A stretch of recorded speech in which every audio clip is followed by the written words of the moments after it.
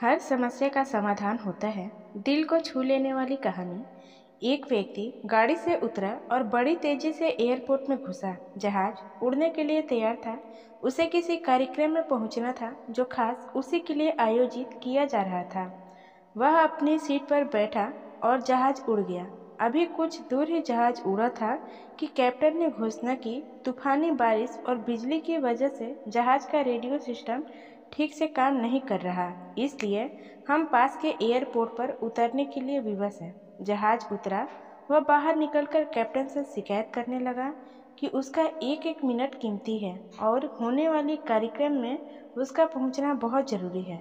पास खड़े दूसरे यात्री ने उसे पहचान लिया और बोला, डॉक्टर पटनायक, आप जहां पहुंचना चाहते हैं टैक्सी द्वारा यहां से केवल 3 घंटे में पहुंच सकते हैं। उसने धन्यवाद किया और टैक्सी लेकर निकल पड़ा। लेकिन ये क्या, आंधी तूफान बिजली बारिश ने गाड़ी का चलना मुश्किल कर दिया। फिर भी ड्राइवर चलता रहा। अचानक ड्राइवर को आभास हुआ कि वह रास्ता भटक चुका है। नाउम्मीदी के उतार चढ़ाव के बीच उसे एक छोटा सा घर दिखा। इस तूफान में वही गनीमत समझकर गाड़ी से नीचे उतरा और दरवाज़ा खटखटाया। आवाज़ आई, जो कोई भी है अंदर आ जाइए, दरवाज़ा खुला है। अंदर एक बुढ़िया आसन बिछाए भगवत गीता पढ़ रही थी। उसने कहा, माँ जी, अगर आज्ञा हो तो आपका फ़ोन उपयोग कर लूँ।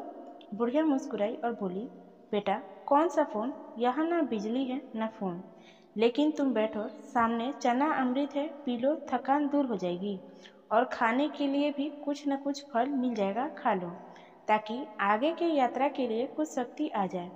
डॉक्टर ने धन्यवाद किया और चना अमृत पीने लगा। बुढ़िया अपने पाठ में खोई थी कि उसके पास उसकी नज़र पड़ी। एक बच्चा कंबल में लपेटा पड़ा था जिसे बुढ़िया थोड़ी थोड़ी देर में हिला देती थी। बुढ़िया की पूजा हुई तो उसने कहा, माँ जी, आपके स्वभाव और व्यवहार ने मुझ पर जादू कर दिया है। आप मेरे लिए भी प्रार्थना कर दीजिए। यह मौसम साफ हो जाए। मुझे उम्मीद है आपकी प्रार्थनाएं अवश्य स्वीकार होती होगी। बुढ़िया बोली, नहीं बेटा, ऐसी कोई बात नहीं। तुम मेरे अतिथि हो और अतिथि की सेवा करना ईश्वर का आदेश है। मैंने तुम्हारे लिए भी प्रार्थना की है। परमात्मा की कृपा है, उसने मेरी हर प्रार्थना सुनी है। बस एक प्रार्थना और मैं उससे मांग रही हूँ। शायद जब वह चाहेगा उसे भी स्वीकार कर लेगा। कौन सी प्रार्थना? डॉक्टर बोला। बुढ़िया बोली, ये जो 2 साल का बच्चा तुम्हारे सामने अधमरा पड़ा है, मेरा पोता है। ना ही इसकी माँ जिंदा है, ना ही बाप। इस बुढ़ापे में इसकी जिम्मेदारी मुझ पर है। डॉक्टर कहते हैं इसे कोई खतरनाक रोग है जिसका वो उपचार नहीं कर सकते हैं। कहते हैं कि एक ही नामवर डॉक्टर है। क्या नाम बताया था उसका? हाँ, डॉक्टर पटनायक। वह इसका ऑपरेशन कर सकता है। लेकिन मैं बुढ़िया कहाँ उस डॉक्टर तक पहुँच सकती हूँ? लेकर जाऊँ भी तो कैसे? पता नहीं वह देखने पर राजी होगा या नहीं। बस अब बंसी वाले से ही मांग रही थी कि वह मेरी मुश्किल आसान कर दे। डॉक्टर की आंखों से आंसुओं की धारा बह रहा था। वह भराई हुई आवाज़ में बोला, माई, आपकी प्रार्थना ने हवाई जहाज़ को नीचे उतार लिया, आसमान पर बिजलियाँ कोधवा दी, मुझे रास्ता भुलवा दिया ताकि मैं यहाँ तक खींचा चला आऊँ।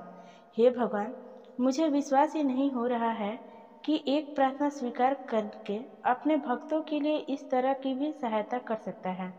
दोस्तों, वह सर्वशक्तिमान है। परमात्मा के भक्तों, उससे लाड लगाकर तो देखो। जहाँ जाकर प्राणी असहाय हो जाता है, वहाँ से उसकी परम कृपा शुरू होती है। हमेशा की तरह पूरी कहानी सुनने के लिए आपका धन्यवाद। आशा करती हूँ कि ये कहानी आपको पसंद आई होगी। इस कहानी पर आपकी क्या राय है, हमें कमेंट बॉक्स में ज़रूर बताएं। कहानी पसंद आई हो तो लाइक, शेयर और चैनल को सब्सक्राइब करना ना भूलें।